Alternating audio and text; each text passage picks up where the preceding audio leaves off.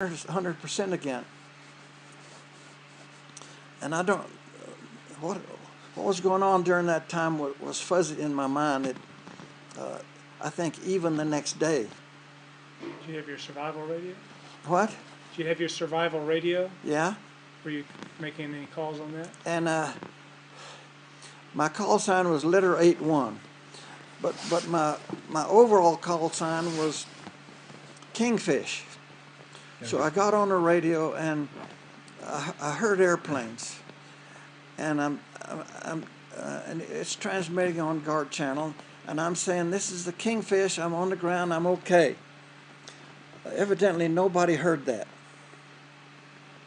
One guy heard it. Huh? One guy heard it. One guy did? Gary Van Valen. Oh, he heard that? Yeah. Well, I didn't know that. He was the only guy that heard it. This is what he told me at breakfast yesterday. Yeah. He was the only guy that heard it, and he relayed that information. And the rest of the story is yours. Well, I didn't know that, but I'm glad. Mm-hmm. And I don't know why I don't remember why I wanted to use. I think I didn't want the enemy to hear that I was letter 81. Yeah, he heard Kingfisher, and he knew that was your personal call sign. Yeah. So he knew that you were okay and on Yeah. the ground. But he was the only guy that heard it.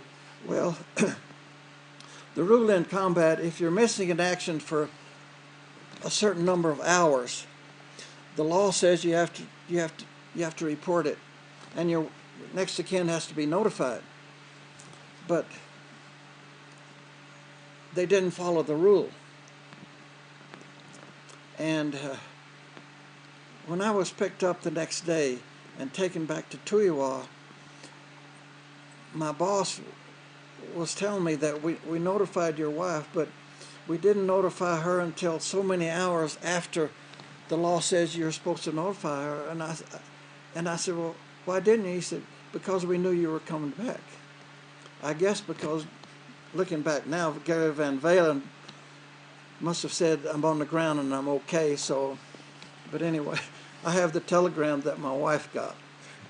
And 2 Air Force officers came up and knocked on her door and told her that I had been shot down and no parachute had been seen. That's what the telegram said. So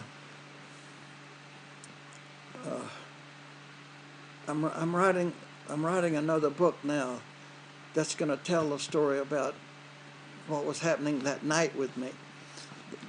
Have you read my memoir? You haven't seen my memoir? I have. You have? Well, I tell a big part of that story about the B-52s trying to kill me all night long. Right. And The arc light strikes. and I said in my memoir that I think that a lot of people were killed in combat by noise, because I could not believe the B-52s would take off at Guam in flights of 3 at 35 or 40,000 feet, whatever it was, and they were carrying 105, I said it in my memoir, 750-pound bombs, but I think they're 500-pound bombs. Yeah. But they drop them out, clink, clink, clink, clink. But do you know how long it takes to drop 105 bombs at clink, clink, clink? I mean, forever. Yeah. And the noise never stops. When the first bomb explodes, the second one is one clink later, so it explode, explode, explode, and the noise never stops. But when I saw the flash, I didn't say in my memoir how far it was because I didn't know, but I'm guessing a half a mile, or could have been a quarter mile. The light was something that tickled me to death. You know, they're dropping flares so the chopper can come in and pick me up. And then all of a sudden, and I remember there was a lot of noise in the jungle. The jungle is wet, so you don't have anything dry, but there's animals scampering around and all sorts of things. And I couldn't tell whether they were monkeys or birds. It could have been either one. But I knew that there were tigers in there because you see them stretched out on the top of these special forces camp. The Marines are shooting them. The skins are out there. Because they're shooting at everything that moves. and I knew that there were cobras in there. And you know, I don't much like snakes. I'd rather meet a tiger than a snake. But I remember the noise just went on for, it just seemed like, it couldn't have been a minute, I don't think. And I told myself, if it happens again, I'm not going to live through it. And so I didn't sleep much that night. And then again, in the middle of the night, 3 or 4 o'clock in the morning, I saw the flash again, but I was prepared. I hunkered down between 2 logs, and I closed up, and I survived that pretty good. But I remember once the noise quit the first time, I was pretty much deafened by it, and that may be what, because it was terrible. And I'm sitting there in total darkness, and all of a sudden, debris starts landing all around me.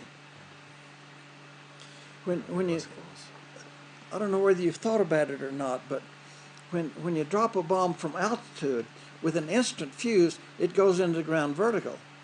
If you drop a bomb, ideally from a 30-degree angle, it goes into the ground at this kind of attitude.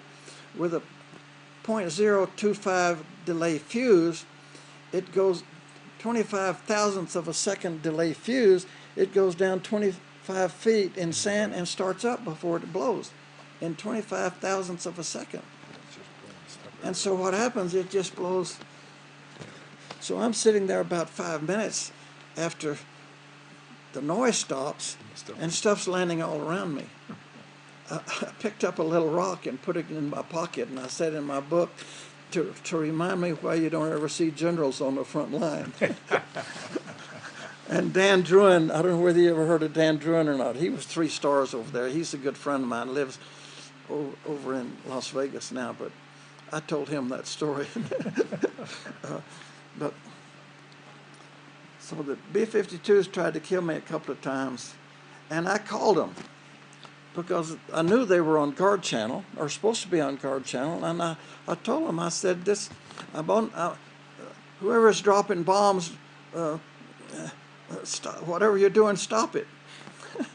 They didn't care, or they didn't hear me, or whatever. You know, all those guys wanted silver stars because they were in a combat zone at 35,000 feet. Yeah, they would make a call on guard. They were supposed to make a call on guard just before they started their run. Sometimes they would, sometimes they wouldn't. Well, I didn't have my radio on. I mean, I didn't want to run my battery. I kept it off. What did they pick you up at first light on day 2? Pretty close, but let me go back to the story.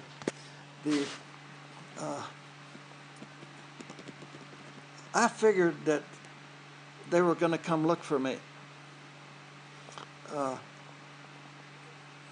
They didn't know where I was. They could not know where I was, but I'm sure Van Valen and these other guys saw my heading. There was a Captain Smith that ranked all of us, or something. Maybe he was anyway. There was somebody in the flat that I think ranked us. So what he should have done, he should have been watching what was going on and know it generally. I figured I was 20 or so miles away from Chapone when I jumped out, but the jungle was a pretty good jungle there, and there's no way for anybody to know within a few miles where I was. So I started thinking about it all night long. I wanted. Incidentally, you have a beeper in your parachute that activates automatically. I didn't know whether that thing was working or not, but I figured that probably was.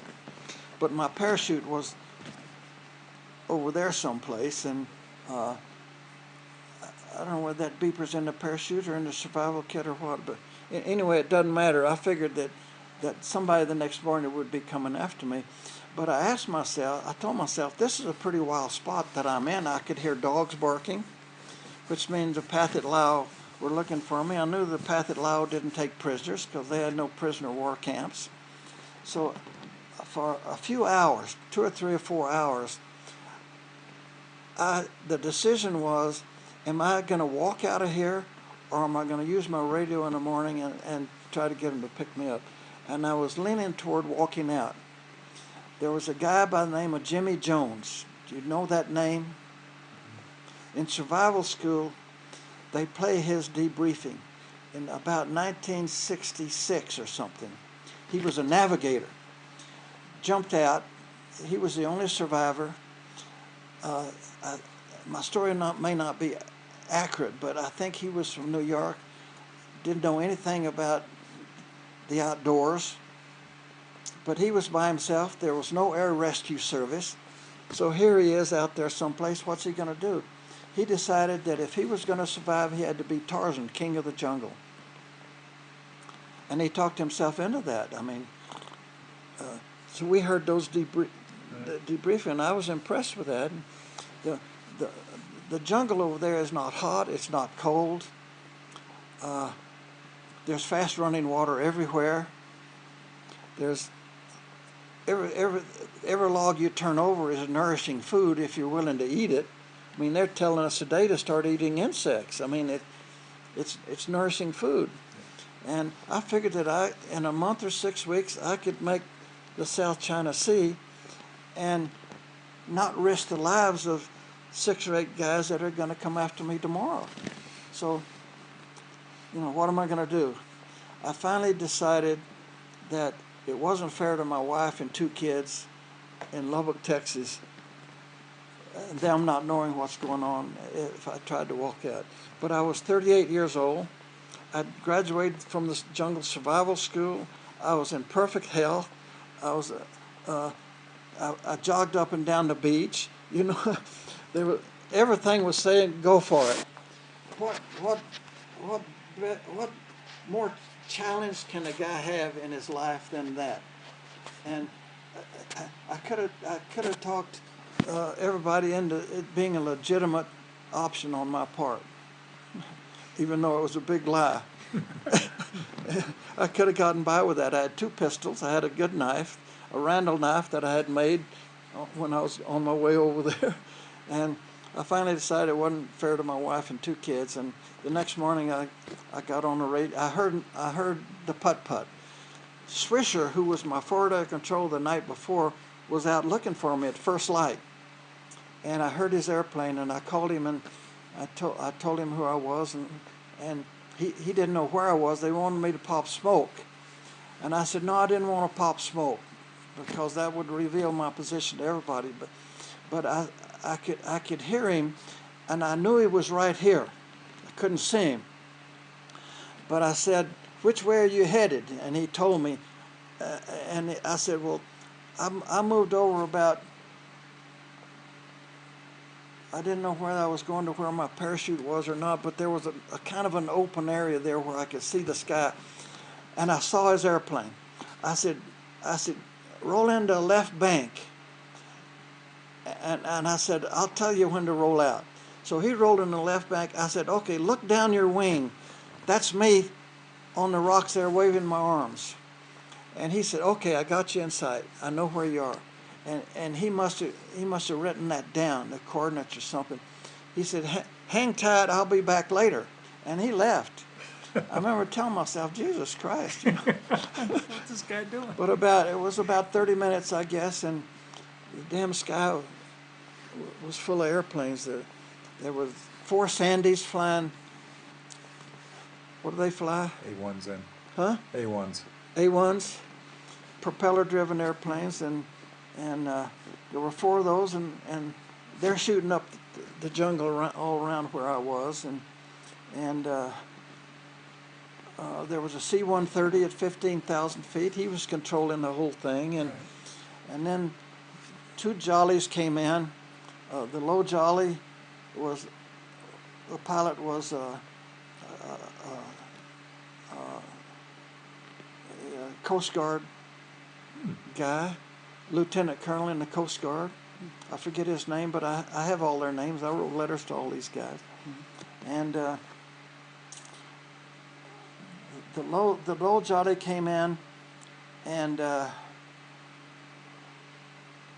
don't remember whether I was talking to them or not.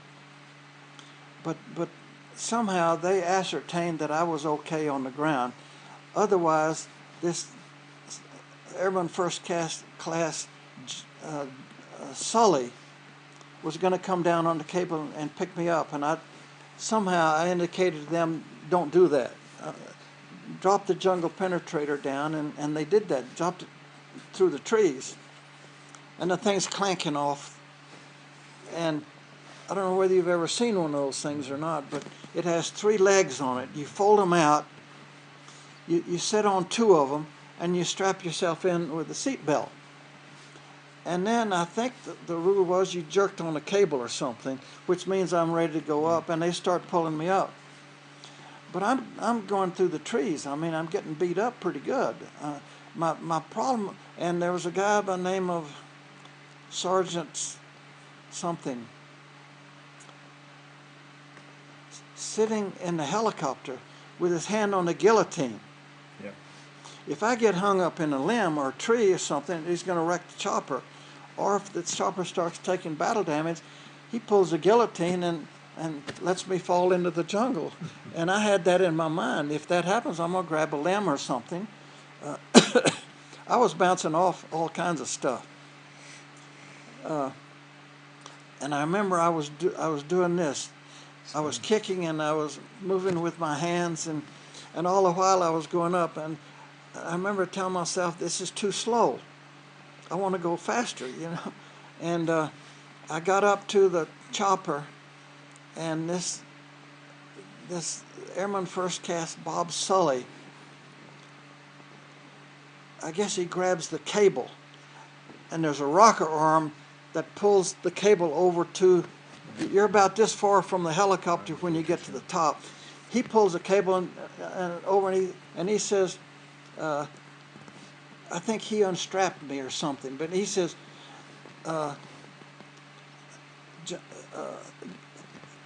jump on the flak vests and get in the back of the helicopter. They had flak vests laying on the floor. Yeah, for protection. For protection. So I'm walking from one flak vest to another, and I got in the back, and off we went. And it was a pretty good feeling there. But I kept telling myself, you know, I really don't want to do that. But I'm sure glad I'm here, not down there. But you know, after I came out of shock, and I went into very mild shock, because I was prepared for all of this. I'd been through it in my mind 100 times. After I came out of shock, I was not nervous about anything, except when I started going up on that cable, because I said, you know, this thing's not going to work. It works in the ocean, but it's not going to work in the jungle. But it worked good. I could see myself wrapping around something, and the cable pulling tight, and the chopper starting to go in, cutting the Jesus. But I started taking inventory. I knew that I was beat up. I was bleeding. My head was bleeding. And but other than that, I was okay for about an hour. And then I realized that I'm really getting sore. My legs hurt, my back hurt, my arms, shoulders, all hurt. But I was intact, and I lost my gun.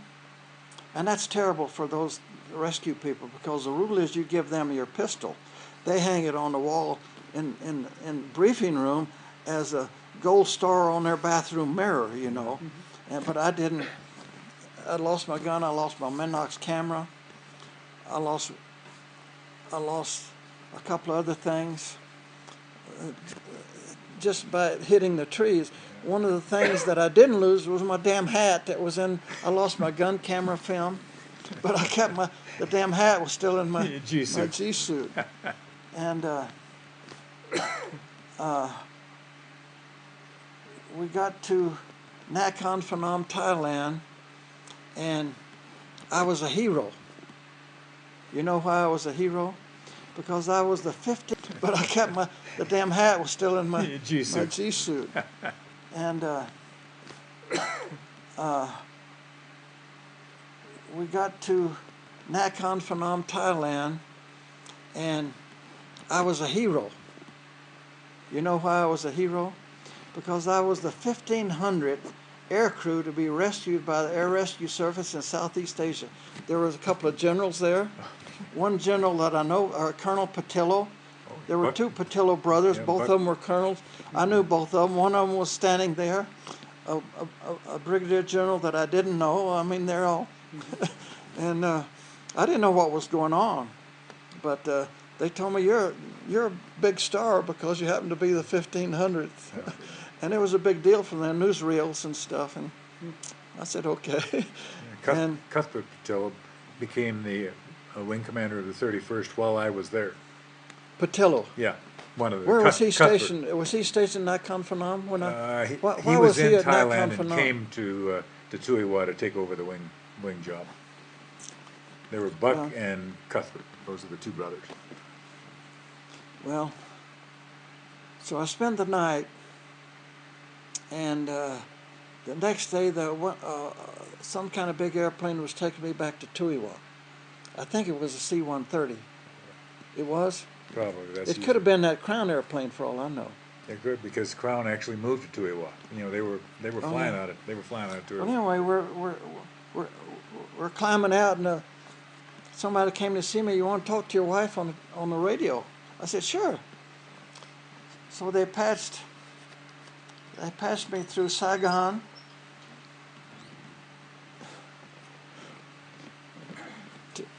From Saigon to As soon as Kelly gets here, we're leaving to have lunch. We'll be back for just a few minutes, and then we're going to Albuquerque. go where? To Albuquerque. Okay. I'll see you later. Okay. Those people are coming at 3 o'clock. I won't leave him. Okay, good. Yeah, good. The Today Show is coming here at 3 o'clock to set up cameras and lights in this room, and I'm going live at 5:05 in the morning for 1 minute and 20 seconds. Wow. All right. But that's a different subject. Yeah. But anyway, they said, you want to talk to your wife? And I said, sure. Come on. He's okay in here. Close the door to him. So they passed me to Saigon, to Guam, to Barry Goldwater in Scottsdale, who was a friend of mine, senator, brigadier general in the reserve. I was his pilot.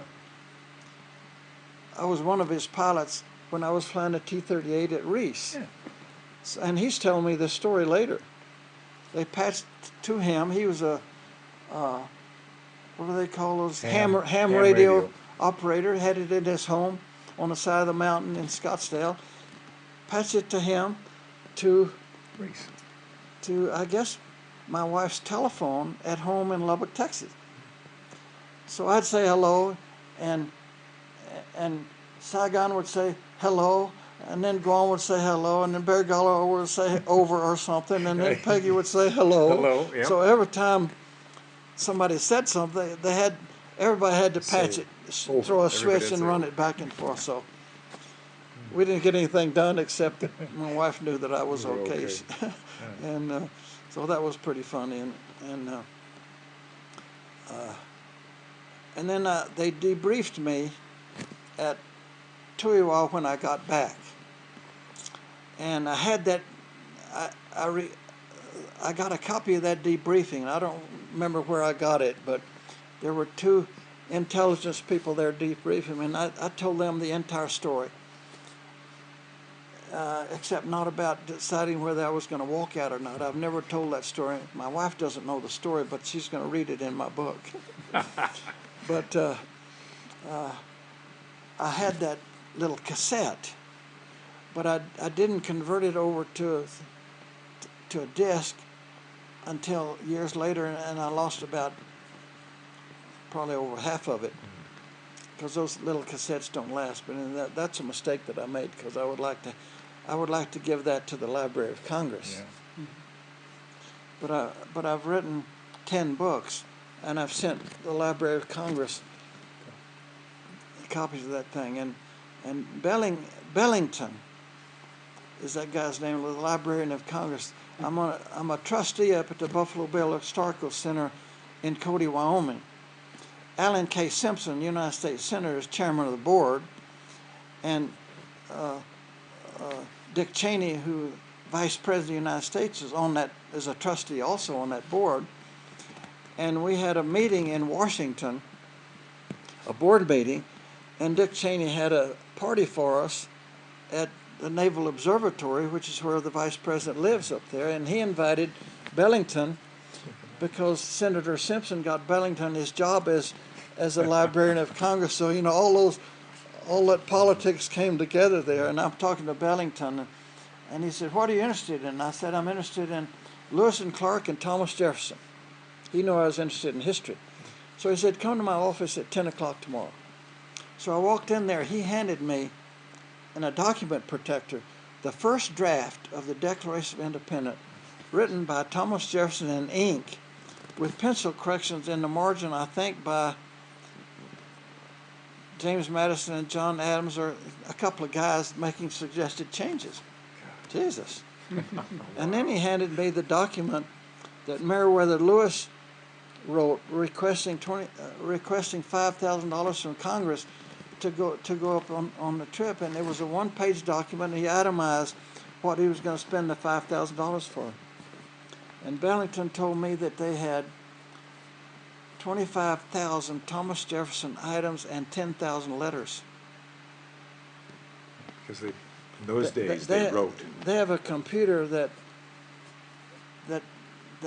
copies every website and every change to every website. Anyway, that's probably the most valuable building. You want to just think what they have: Amelia Earhart and George Washington. And but anyway, what were we talking about? You're getting back to Tuiwa. Yeah.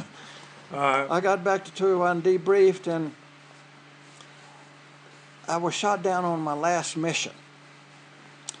And I told my boss that I didn't want to get shot down on my last mission because everybody in combat thinks they're going to get shot down on their first mission or their last mission. And it's a terrible morale factor when you're shot down on your last mission. So I said, I want to fly one more mission. My Freedom plane to bring me home was 2 days away. I was shot down on the 20th. I was picked up on the 21st, taken back to Tuiwa. I think I flew. They had to call Saigon to get me. General Brown personally gave them permission for me, because they had closed me out, to fly one more mission. But his comment was, keep him in the south. Don't let him fly in Laos or something. And I flew one more mission, which was a nothing mission, but at least I wasn't shot down on my last mission.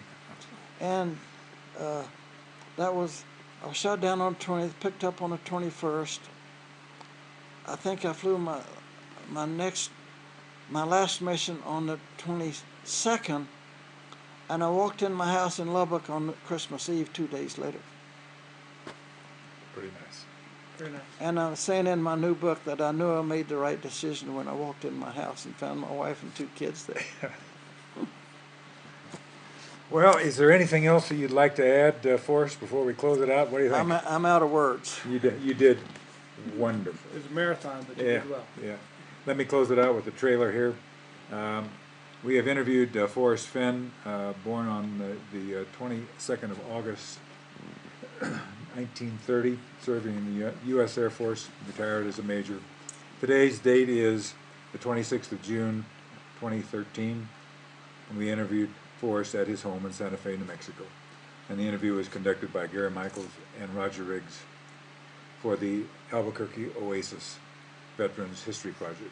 And the Forrest, Library of Congress. And the Library of Congress. And Forrest, we want to thank you. Well, I belong to the Air Force Escape and Evasion Society. Mm-hmm. I may be the only Vietnam veteran that belongs to that organization. A friend of mine puts on those reunions every year. I went to the last reunion. I went to the reunion in Albuquerque? yeah. I'm talking to guys that walked out of Germany, and Yeah. I mean, those old World War II guys there are not many of them left. Nope. They're all in their 90s or early 90s. Mm-hmm. But thank you again for taking the time. And Well, thank you. It's very You're going to important. send me a copy of this? Absolutely. Good. And thank you for your service, sir. Yes. Yeah. Well, thank you for your service.